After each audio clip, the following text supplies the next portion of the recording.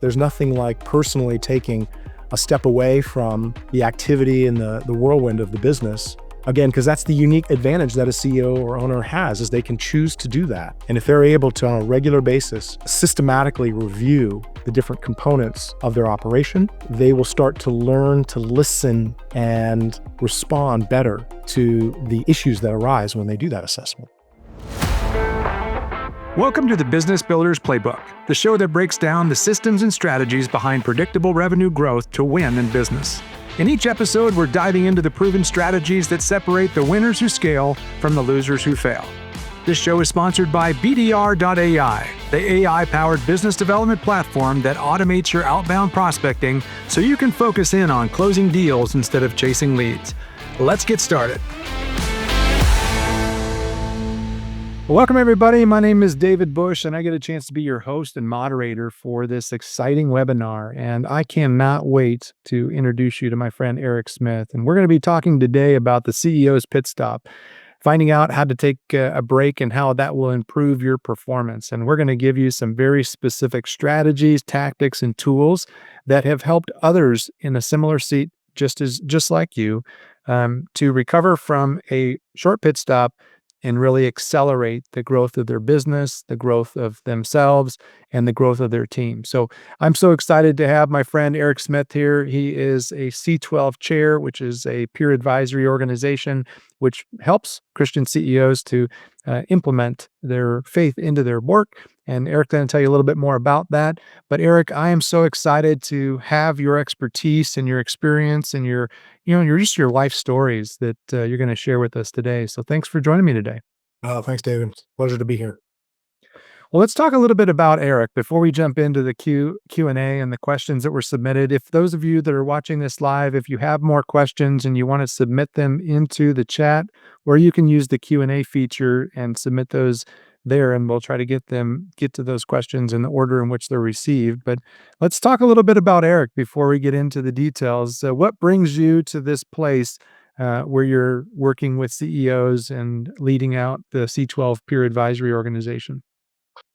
Yeah, it was a long road that I had to take to be able to get here. I spent years in leadership, HR leadership, with startups, SMB, and enterprise-sized organizations, working through a number of scenarios. And you couple that with that life experience, going through some very challenging mergers and acquisitions, growth phases, brand transitions, technology migrations. Oh my gosh, it was a crazy wild experience. And then merging that as I aged to find that, what I really wanted to do in life was integrate all of my interests as much as I could. And C12 is that opportunity where we're really looking to bring unity amongst our interests and passions. So bringing my business experience and leadership experience along with my faith, and being able to put those together is what really C12 is about for me, and what I want to bring to other business owners and CEOs, for them to experience the joy of living in unity in the way God has made them. Very cool. Well, I'm so excited to get into some of the questions that have been submitted. So the people that are participating today, either live or watching a recording, are oftentimes they're interested in learning how to gain that competitive edge and that opportunity to really accelerate their business. And we're asking them to actually slow down a bit before they speed up. And the strategy of slowing down is not necessarily the goal, but it is on the pathway to the goal. Do you want to talk a little bit more about, just before we get into the questions, about the concept of why we use the term pit stop? We're going to be playing with some analogies around race cars and just the idea of acceleration and all that. But talk a little bit more about why you chose the title pit stop.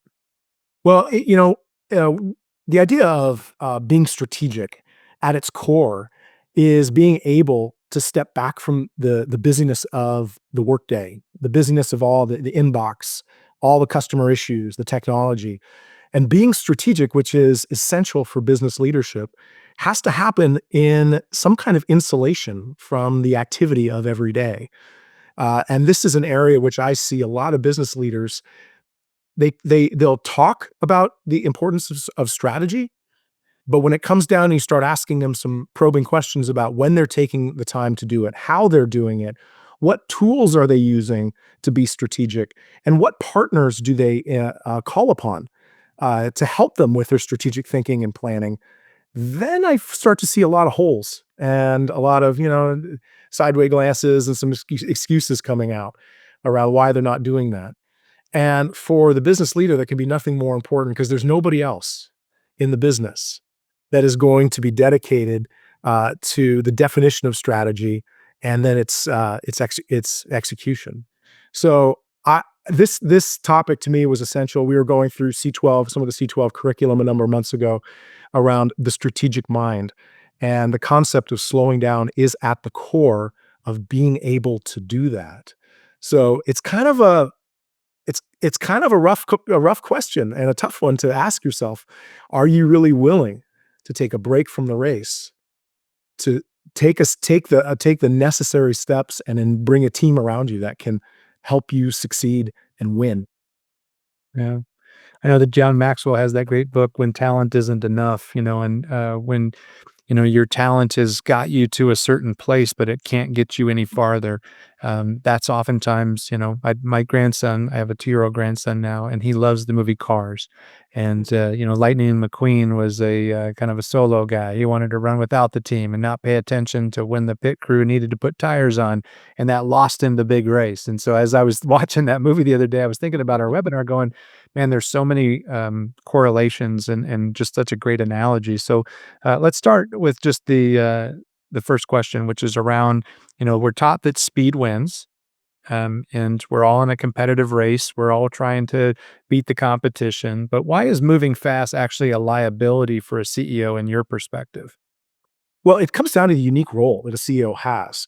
Uh, they are they are the ones who can really decide at what pace they want to run.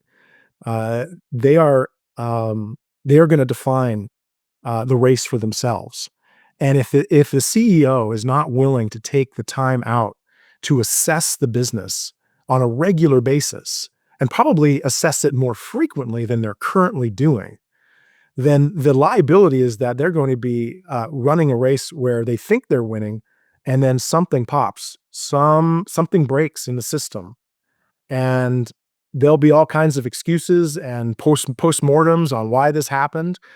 But, a good postmortem on a bad situation is no better than actually taking the time in advance to do the thing that you should be doing so that you can actually win. So, I think this is not as clear to all CEOs how incumbent upon it is upon them to be the one who initiates the times of slowdown, retreat, assessment, and reflection so that they can actually pull their team together and do the kind of training and investments they need. So, um, it's an overlooked the reason why I think it's so important is I think it's one of the most overlooked aspects of leadership is that time to pause, reflect, and and plan.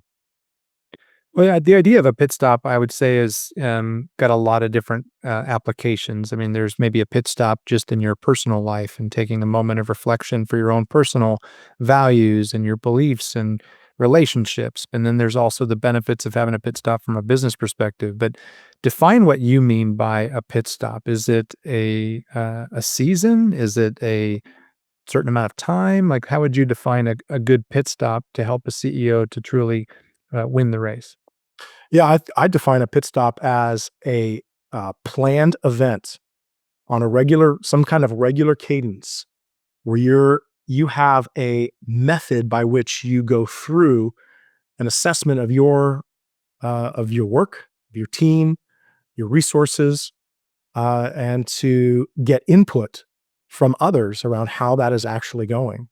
I think we try to build tools and technology to do all this for us, but there's nothing like personally taking a step away from the activity and the whirlwind of the business. Again, because that's the unique advantage that a CEO or owner has is they can choose to do that. And if they're able to, on a regular basis, systematically review the different components of their operation, then they will start to learn to listen and respond better to the issues that arise when they do that assessment. Yeah. So when you think about blind spots, I mean, when you're driving 100 miles an hour and redlining your business and you're just doing all the things, you miss a lot because you're going so doggone fast. So what would you say that a CEO would see when they slowed down that they wouldn't see if they were going at their normal pace? Well, this is the great thing about having your leadership team. If you think about the pit stop as a chance for the CEO or owner to stop and be able to connect with their team, this is where other people are trained in other areas. And no CEO can be good at everything, right? I mean, they may have understanding of things, but a good CEO is going to have people who are expert at things that they're not. And that pit stop picture is really being able to stop, slow down, and get input from the team and say, "Hey, I noticed some things. Are you aware of that?" They can either fix it themselves, or they have an opportunity to engage the team and think about transformations and changes that they can make. So I think that's one of the key elements. Is it's a chance to um, take those breaks, connect with the team that they've worked hard to bring around them, and leverage the expertise that sometimes goes wasted. Yeah. You have a 5-point filter that you use. It's kind of an alignment matrix that you help leaders to simplify their world into 5 basic areas: sales, ops, people, finance, and ministry. Would you be open to just kind of walking us through what that looks like? Yeah, absolutely. So this is a surprisingly simple, and I think that sometimes simplicity is overlooked as valuable. But it's a simple way to assess if you're doing this on a regular basis, to look at the 5 key areas of what really makes a business run. So you talked about revenue. This is areas around sales and marketing. You look at your product lineup and how you're managing that. It's also your customer relationships that you're developing, either the new customers or current customers or customers in the process of becoming a customer. And so that's a first key area. After that, we move into the operations management, and this is really around maybe supply chain, fulfillment, looking at your technology stack, the administration and operation of the business, followed by organizational development is the third area. And this is again the people side of it, right? This is where my background was focused on.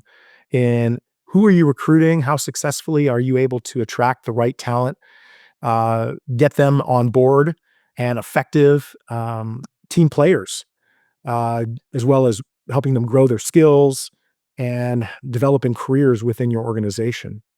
And then for the CEOs, the last one of the org dev is the succession planning. At some point, having people in your organization who can take over, either for planned exits or for unplanned exits. The fourth one. Would you mind sharing that document with us so that we can just take a look at it? Oh yeah, sure. Oh, let me. And I'm imagining people can get a copy of this by reaching out to you. You'll send them a copy of it. Absolutely, be happy to share this. So you can see here. Here's our 5 points: revenue, ops, organizational, financial, and ministry. And the ministry is the interesting part, right? That's sort of the new one. We were just going over org, and next one is our financial management, around goals and projection metrics, your control systems. Um, and then the fifth one is ministry. And this is unique to C12 in that we are looking to connect with people of faith, of the Christian faith, who are interested in figuring out that there may be something more, another element to their purpose in running and leading a business. And that's the ministry aspect. And we've got questions we can help go through. This is just even a quick assessment, but there's more deep information we have to pull more content through to help you understand what this is looking like. But each one of this is systematic and organized, which is really the essential that I talked about earlier, where CEOs are taking the time to come in and on a regular cadence take a health assessment of the basic operations of their business. That is the practice that is so often overlooked and is so essential. So if this show is resonating with you and you're ready to take action because you want to scale your business faster, smarter, with more AI and technology and less labor, check out BDR.ai. We help entrepreneurs and executive sales leaders to automate the grind of prospecting so you can focus your time on closing deals and growing revenue where you should be spending your time. With AI-powered data, digital outreach automation, and done-for-you prospecting systems, you'll connect with more qualified leads, book more appointments, and build predictable revenue without adding more hours to your week or the week of your staff.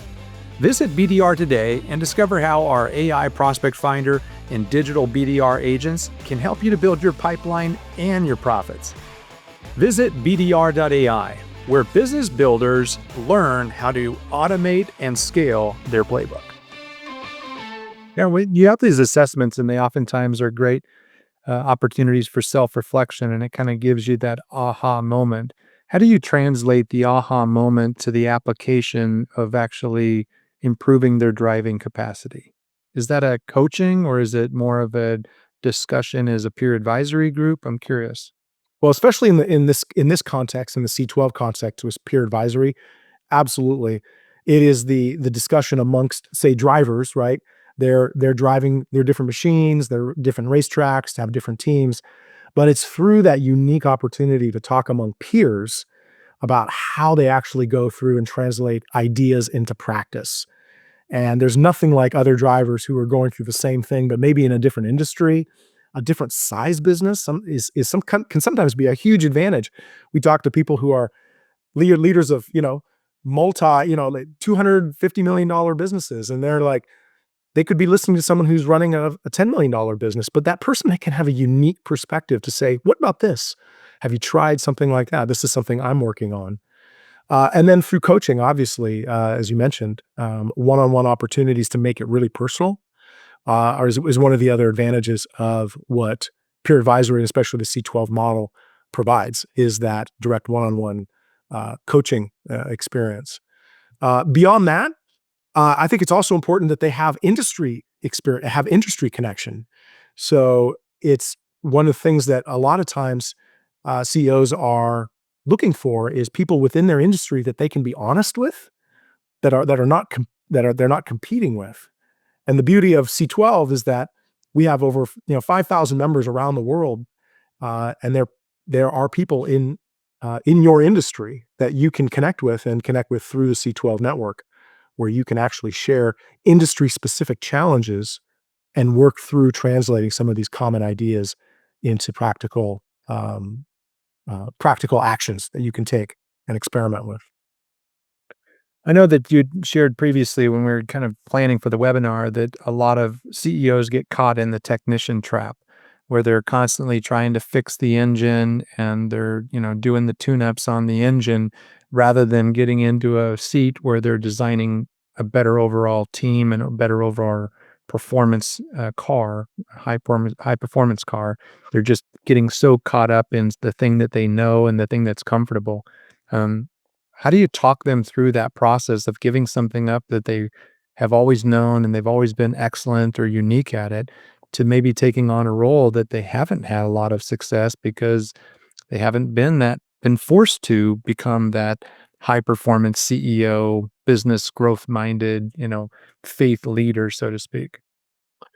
I find this to be particular importance and application for those who are in smaller but growing businesses. They are closer to the reality of having to stay as sort of um, the operator, right? They're still hands on with many of the aspects of their business, and they're starting to redefine or expand their thinking about what their role as a CEO and a leader is. For those who are running large businesses, they've had to get to that place already where they've learned the value of trying to be a technician on every front, and that what they're doing is better for them to be architects, better for them to be thinking about the design of the system rather than to be the hands-on mechanic fixing everything. That's a shift in their identity, and it can be very difficult and hard for them as they move into something that is new. And when anything is new, we always know it's a little uncomfortable. We feel out of our element. But again, there's nobody else other than the leader gonna spur them. It needs to be spurred on to do something to take their business to the next level. And through that, the concepts that we have around delegation, we talked about the Second Timothy 2:2 idea around delegation. That is critical, where they start to see the value of other people taking on the roles that they once held so dear and did so well themselves. Yeah, I want to talk a little bit more about that because that whole speed of the leader dictates the speed of the team. The law of the lid and that whole glass ceiling that becomes our rate limiting factor is our ability to grow into who we've been called to be, do, and have, and allowing others to do the same, and not being protective of the things that maybe we have a lot of pride around. So, talk a little bit more about the Timothy 2:2 rule. Well, this is it's not a again, it may be couched in, more complexity than it is, but this is really about a story of a wise, leader in the Bible. Paul, that we know, is in his letter to Timothy, is giving him some helpful and practical instructions about how to be an effective leader, at that time in the church. And he calls him out, and he just says, "It's important for you to be delegating, to faithful men, the tasks that you're doing." And so in that short but powerful admonition, we see Paul giving Timothy the charge of first identifying and finding men and women who have capabilities, are proving themselves faithful and skilled at doing the job. And then not just identifying them, but then starting to impart to them so that there can be a amplification of impact by giving over these tasks, these important, essential tasks to people who have proven themselves capable and faithful, which again, any leader is looking for that in their business, right? And they quickly identify people who can do it well and are doing well consistently. And that is something that a CEO can sometimes, if they're focused on doing a lot of things themselves, sometimes they're not as active in their um, identification and handing off of things to other people who are going to be able to help expand the reach. So what would you say is your best coaching to a person that's having a hard time letting go and delegating to be able to expand their ability to focus on the things that really matter the most to the organization? Well, I probably start with a number of questions about what it is, like what is it about they're afraid of? What are the concerns that they have? Because they're real and we're human and we don't want to just push them and make them peanut butter over things that are really important to them. And so I would start in my coaching is just to be able to start uncovering what it is that presents as a problem to them doing that.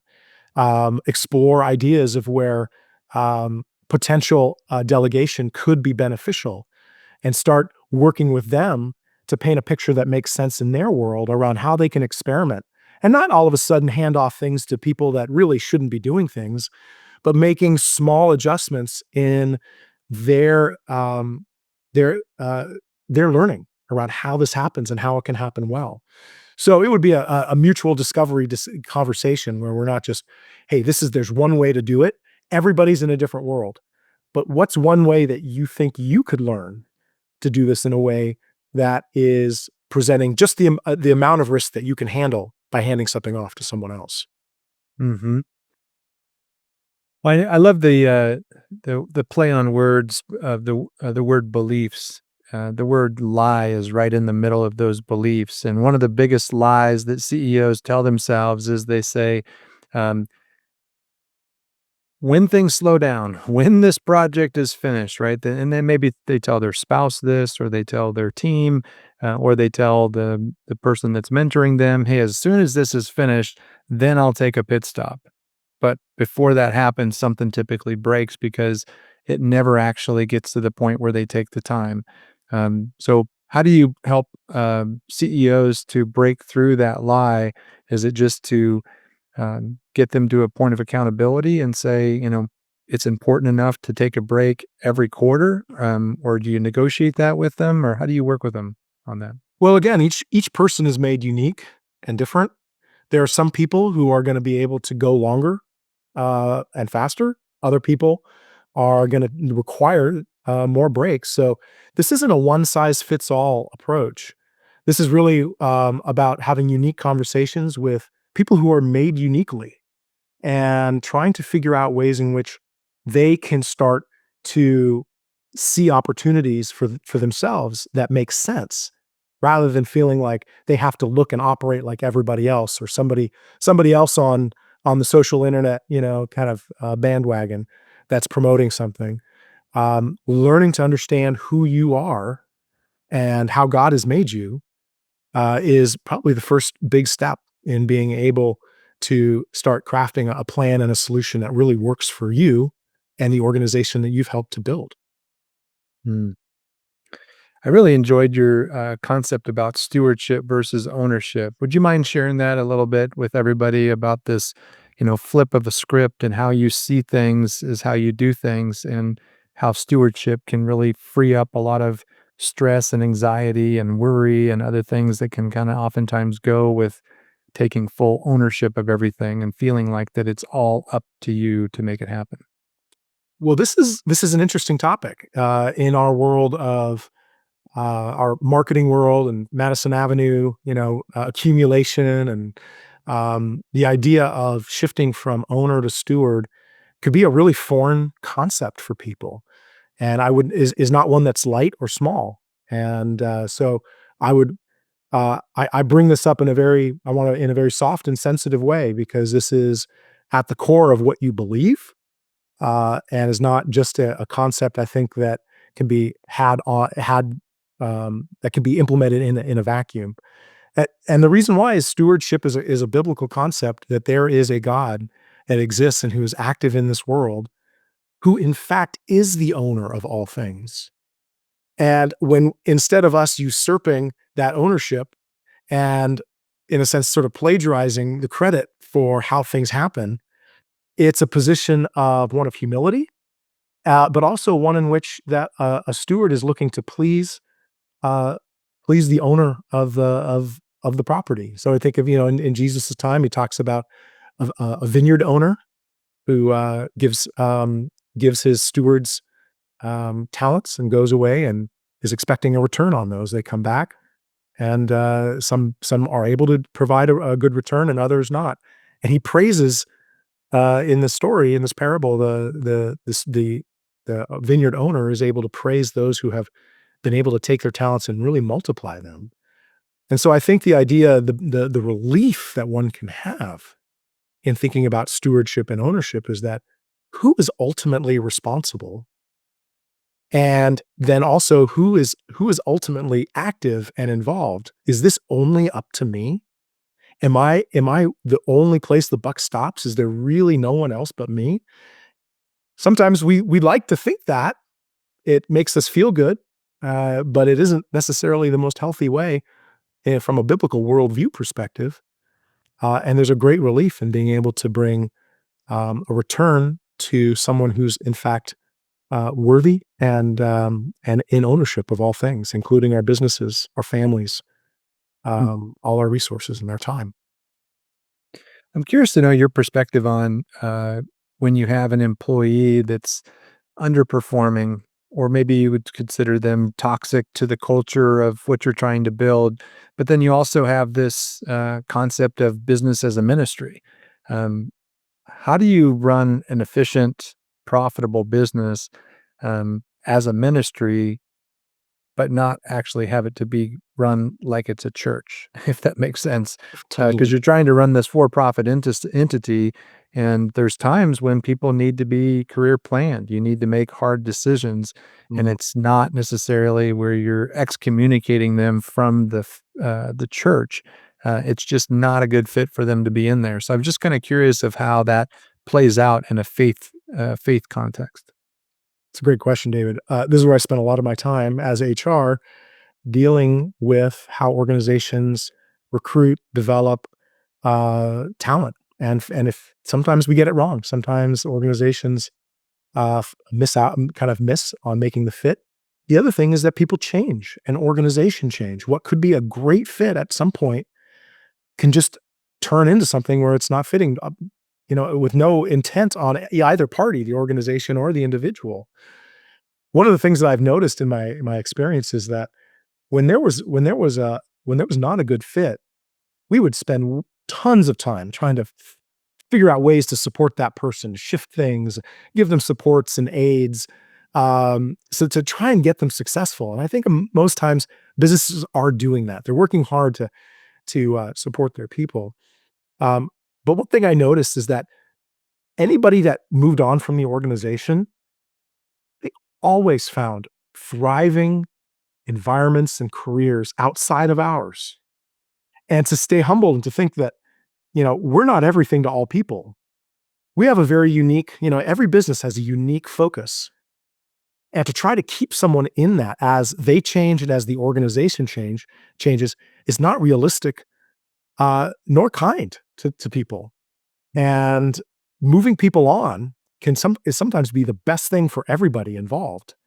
Hopefully, what we do is we treat people well, through the process, and do right by everybody along that way to do what we can and to have patience and invest. But moving people along, I think thing I learned in my career is we held on to people way too long that weren't a fit, and we weren't serving them. Uh, when I've my advice now to business leaders is that when that happens, you do some basic things, but don't be afraid to make changes on the team. Mm, that's great. When you're looking at a kind of a performance team in a car setting, they know the track, they know the goal, they know the time, they know the distance, they know all the things about the track. How do you use a balanced scorecard that helps a business to know if they're actually winning, or if they're just spinning their tires and looks like that they're driving, but they're just making a bunch of smoke? Well, that's great. That's kind of brings up maybe the third one of the three assessments that we use in terms of principles we wanted to cover today. So we had our 5 PAM, the 5 point alignment matrix, and our second Timothy principle on delegation. One thing that's essential is being able to take that. What you're talking about is sort of this broad step back, right, from the business and go like, are we doing it? Is there anything good happening here? What's going on? And what are our goals? And are we achieving them? So the 5 point alignment matrix is a very, in a sense, tactical assessment tool, if you do on a regular basis, can keep your fingers have a pulse on elements of the business. But I'd like to share another tool that we use. It's called our tri-value model. And again, it's simple for a reason, to allow leaders to have a clear and useful model by which they're able to assess whether are they going the right direction, and if they're chosen a direction, how are they doing in meeting their goals. And so we go through this tri-value map model, which is three areas: economic, team, and spiritual. So, here we look at on the economic side, you have EBITDA and as one of the core, as the numerator. And so it pulls in the direct finances of the business to see if you're on track. We have our team value add, which is going through a number of questions to look at how the people are doing within the org, how engaged are they, how their performance is. Are we in fact providing avenues for which our people can succeed and grow and develop and bring value to their careers, but also bring value to the business? And then the third and simple and often overlooked one for those of Christian faith is their spiritual value add. This is super important. God wants their spiritual life to be showing up in all areas. And so to have a direction about how their spiritual beliefs take form and shape within an organization is essential. So this tri-value model provides a great way. And again, each one of these, this is just the initial. There's deep work we can do behind each one of these models to be able to start seeing, hey, are we on the right track?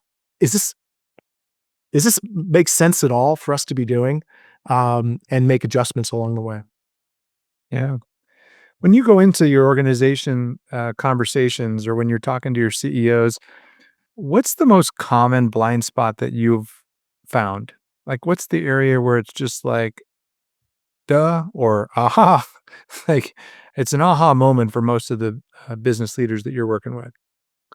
I don't know that I can say there's one thing that my interaction with CEOs is that they all have them, but they're in different areas. I mean, I think about one of the things we like to do is look at some of the personality instruments that we can use. And we have people who are super personable, outgoing, and their blind spots are going to be perhaps on the operations side, on the practical side. And we have other CEOs that I work with that are, um, super focused on process and they're struggling on the people, and and the blind spots are different. So I can't say there's one area, and I think that's the uniqueness of having a peer advisory environment and someone who is looking across the peers, being able to say, "Hey, we are different." There's no one answer.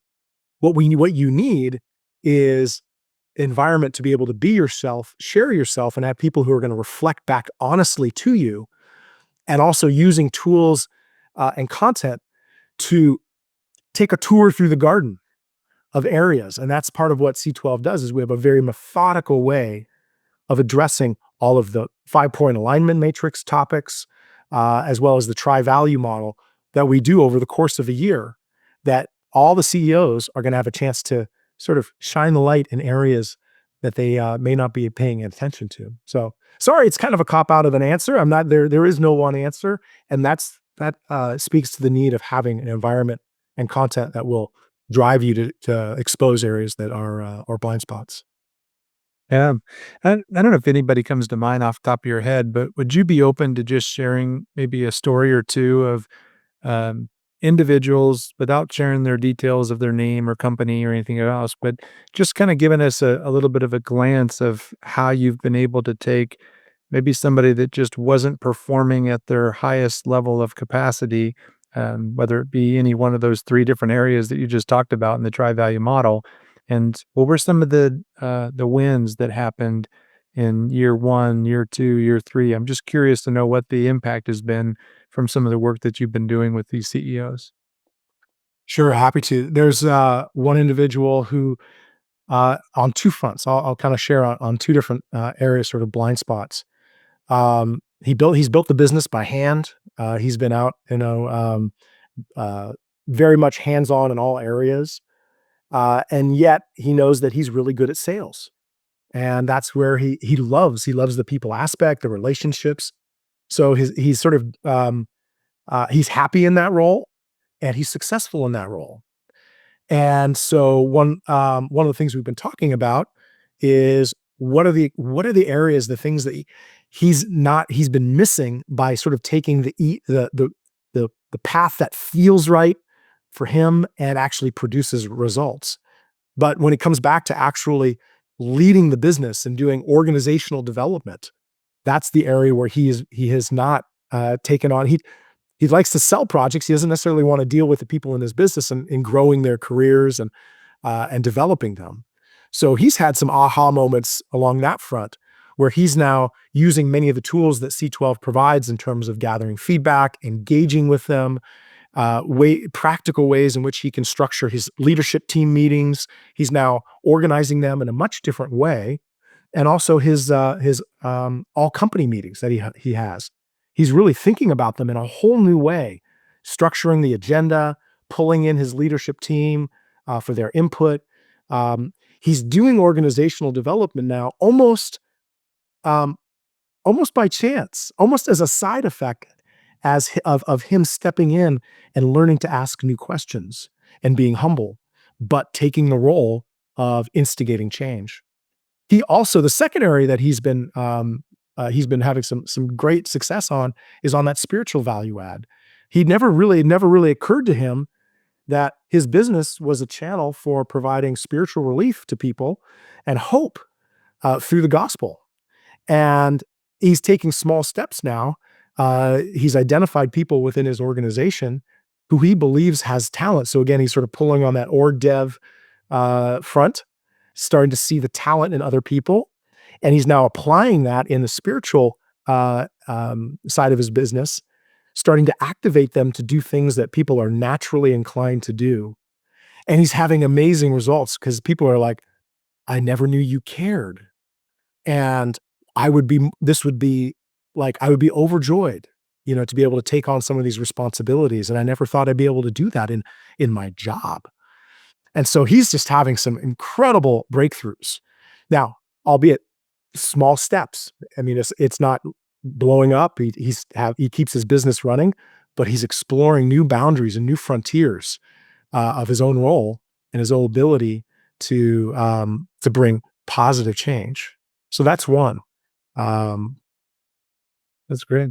Yeah, success without fulfillment is oftentimes, misery, right? I mean, so having this fulfillment piece be added into his overall success is obviously making him more significant in the lives of other people.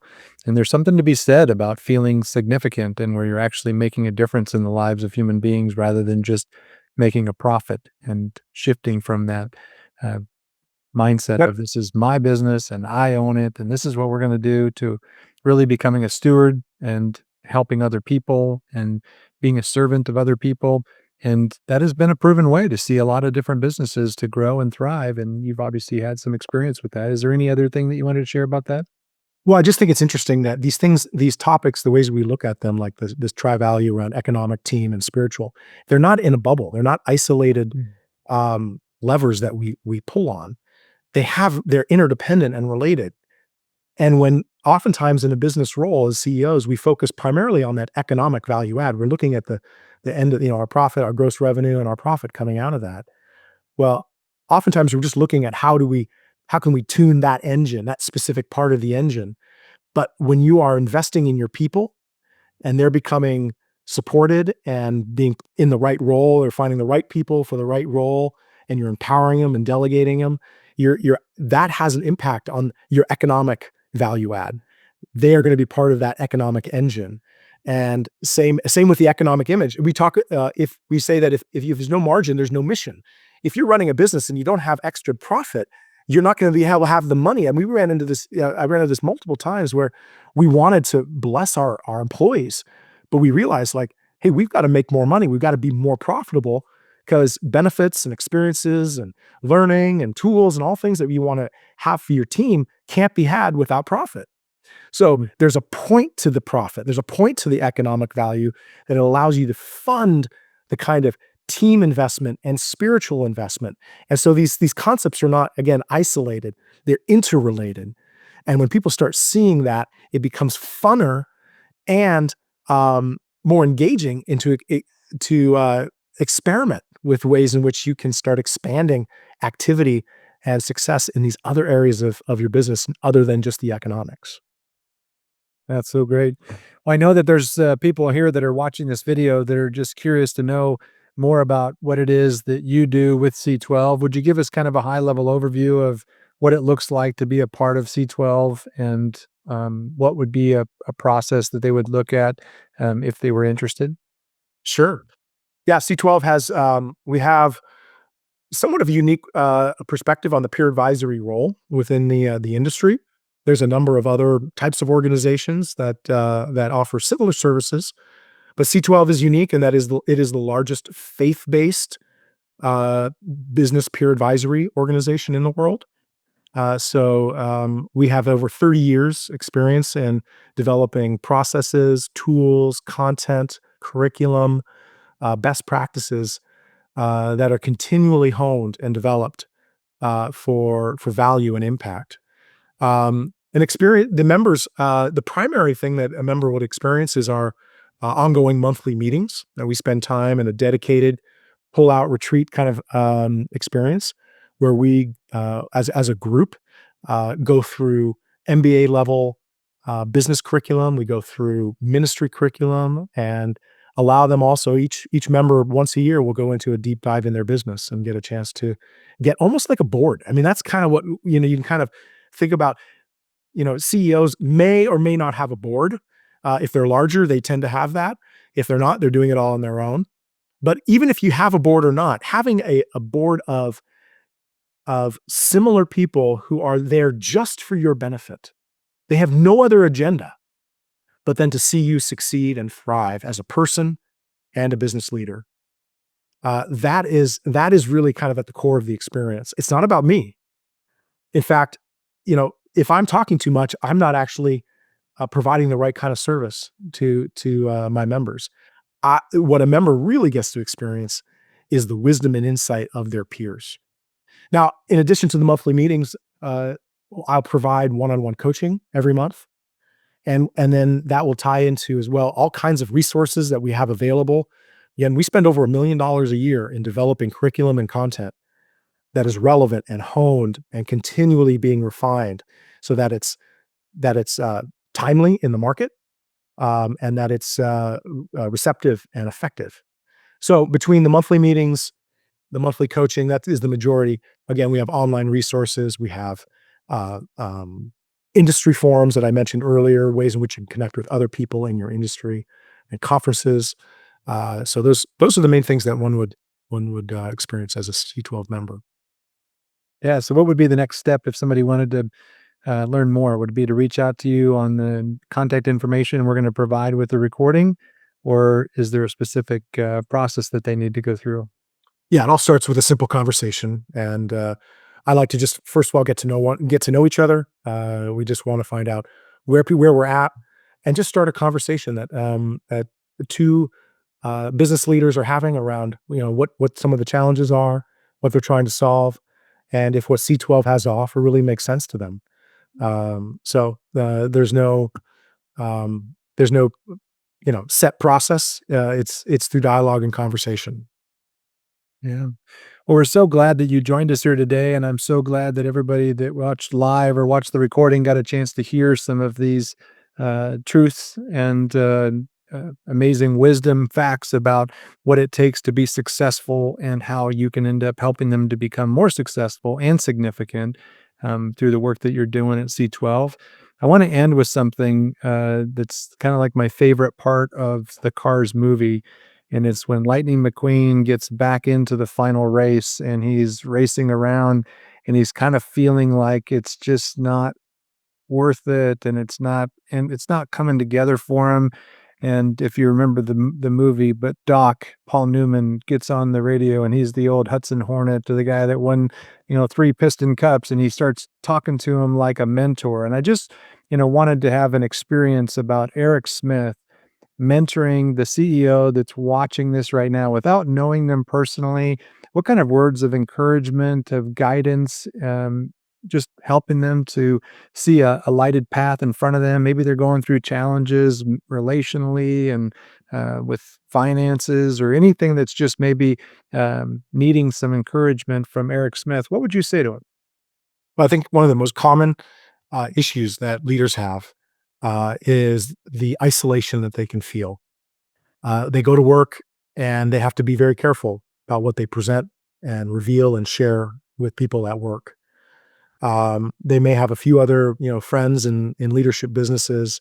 They may not share the same kind of faith. So knowing, I just encourage that you do not have to go this alone. And in fact, when you seek a multitude of counselors, you're going to find wisdom and insights and support that are going to bless you and give you insights and encouragement that is in a sense priceless. Um, we have members who will fly across the country for our monthly meetings because they've built relationships with people, they've moved on, but or they're traveling and they'll figure out ways to get together with people because the isolation that leaders can feel can be overwhelming and it can wear you out. And it's just so sad. God has made you and gifted you in a unique and special way. And there are people like myself and other people who are part of these organizations that want you to succeed and to do well and to thrive and be fulfilled in what you've built and who God has surrounded you with. So that's my encouragement is, man, don't go solo. Um, Reach out, whether it's C12 in the end or not.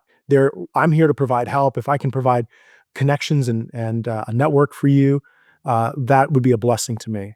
So this conversation doesn't have to end in C12 membership. I would just like to be able to serve you however I can to help you feel like you don't have to do this alone.